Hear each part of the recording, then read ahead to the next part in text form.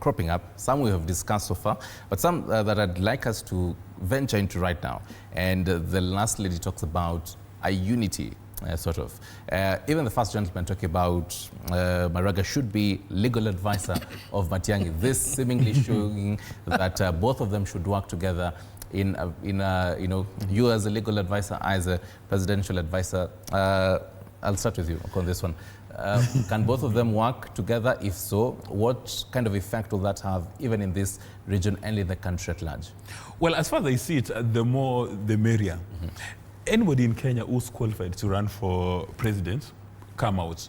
So if you get 20 guys from one community, you get 100 guys from one community, please come out in truckloads, come to the marketplace and present your ideas. Now, the person who is going to win is the one who is going to have a strategic narrative which is aligned to the voters' selfish interest.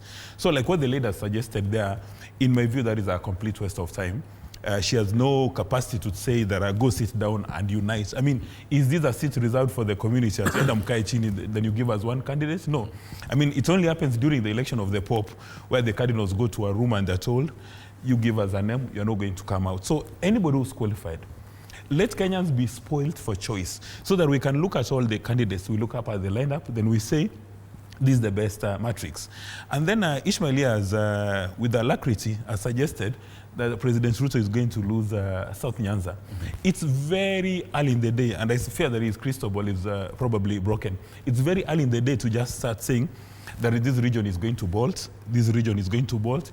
You know, part of what the broad-based government is doing is President Ruto is actually disrupting the status quo. Okay. Like, for instance, for the first time in Homa Bay, I mean, if you speak to the Honorable Peter Kaluma, he would tell you he's been an MP for Homa Bay Town for about 12, 13 years. But it's only because the president said he's going to Homa Bay for Madaraka Day. Now they're seeing tarmac roads. Okay. At the end of it all, they're going to have 130 kilometers of tarmac road. Right. So with this kind of disruptive development taking place, it's very easy to move the thinking of voters. However, again, as some other voters have demonstrated, they may not vote for you because of meritocracy.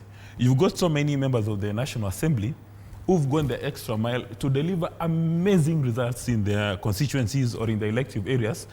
But as you approach the elections, you say, nimewaletea barabara ya lami, they tell you, chukua peleka kwako nyumbani.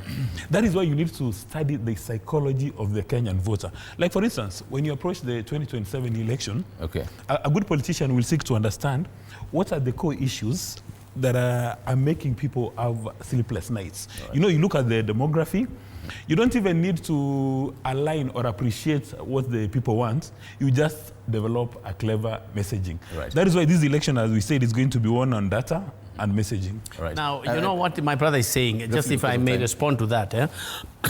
Now Kenyans are smart. You're not taking any road to nobody. People know their rights. There is a national treasury. There is this much money. There is what goes to the counties. We need development. It does not, you see, the